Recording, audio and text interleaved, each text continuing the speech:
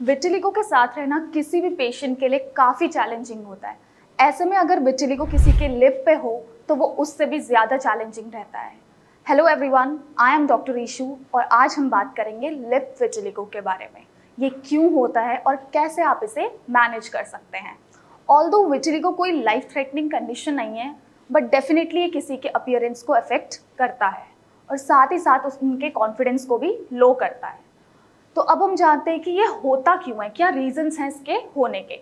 तो पहला रीजन है ऑटो इम्यून डिसऑर्डर। ये एक ऑटो इम्यून कंडीशन है जिसमें कि आपका जो इम्यून सिस्टम होता है वो आपके स्किन सेल्स, जो कि आपके मेलेनोसाइट्स जिन्हें हम कहते हैं, जो कि रिस्पॉन्सिबल होते हैं मेलेनिन पिगमेंट को प्रोड्यूस करने के लिए, which is responsible for your skin colour, या फिर आपकी स्किन को कलर देता है या पिगमेंट देता है।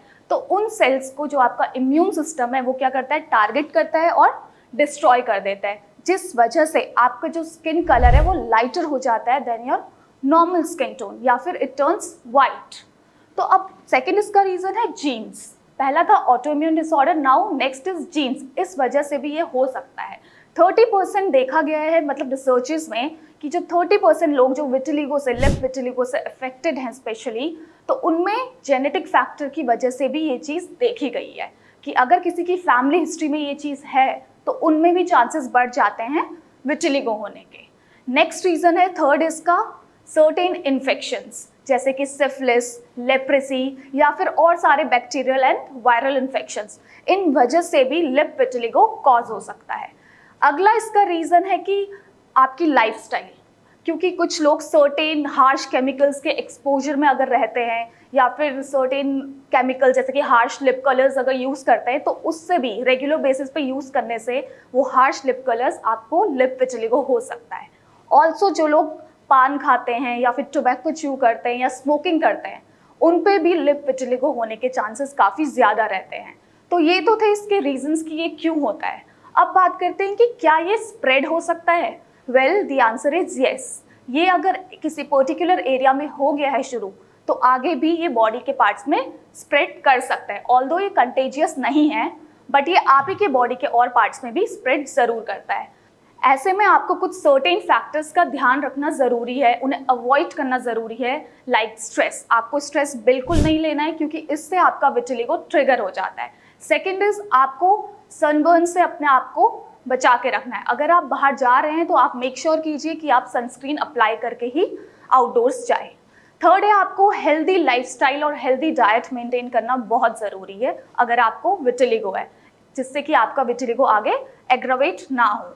नेक्स्ट इज, आपको अपने स्किन को किसी इंजरी या किसी कट से भी बचा के रखना है। ऐसे में आपका विटिलिगो और ट्रिगर हो सकता है। अगला है, आपको गुड स्लीपिंग पैटर्न अडेप्ट करना है, इससे आपका विटिलिगो कंट्रोल्ड रहे।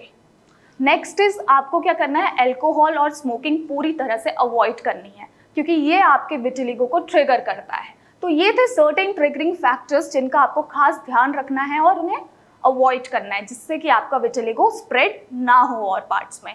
अब बात आती है, काफ़ी लोगों का क्वेश्चन रहता है कि क्या इसका कुछ ट्रीटमेंट है परमानेंट, क्या ये क्योर हो सकता है। Well, it can be cured by proper homeopathic treatment. Homeopathy में इसका बहुत ही अच्छा इलाज है। ऑल्दो लोग क्या करते हैं कि पहले फर्स्ट गो पे वो किसी होम्योपैथिक डॉक्टर से कंसल्ट नहीं करते हैं, वो सेवरल ट्रीटमेंट्स अप्लाई करके, उन्हें ऑप्ट करके, जब उनकी डिजीज़ पूरी कॉम्प्लिकेट हो जाती है और उन्हें कोई रिजल्ट्स नहीं मिलते, तो फिर वो वहाँ से परेशान होके, फ्रस्ट्रेट होके, then they decide to opt for homeopathy और to consult to a homeopathic doctor, which is wrong. अगर यही चीज़ आप इनिशियल स्टेज में, जब आपको फ्यू पैचेस नोटिस में आ रहे हैं, तब आप किसी होम्योपैथिक डॉक्टर से कंसल्ट करें तो ये इजीली मैनेज हो सकता है। जब आपको इनिशियली 1 या 2 पैचेस नोटिस पे आ रहे हैं, तो अगर तब आप किसी होम्योपैथिक डॉक्टर से कंसल्ट करेंगे तो विद इन 3 मंथ्स आपका ये पैच इजीली क्योर हो सकता है। वहीं अगर आपका पैच और पार्ट्स में भी स्प्रेड हो गया है, तो ऐसे में all you need is patience. आपको स्ट्रेस नहीं लेना है, आपको घबराना नहीं है, क्योंकि इससे क्या होगा, आपका विटिलिगो और ट्रिगर हो सकता है, क्योंकि स्ट्रेस हमारा ट्रिगरिंग फैक्टर रहता है। तो ऐसे में पेशेंस रखना बहुत ज़रूरी है, क्योंकि अगर विटिलिगो स्प्रेड कर जाता है और पार्ट्स में भी, तो ऐसे में क्या होता है कि थोड़ा टाइम टेकिंग होता है प्रोसेस ट्रीटमेंट का। तो इसके लिए बहुत ज़रूरी है कि आप अपना काम बनाए रखें और पेशेंस रखें।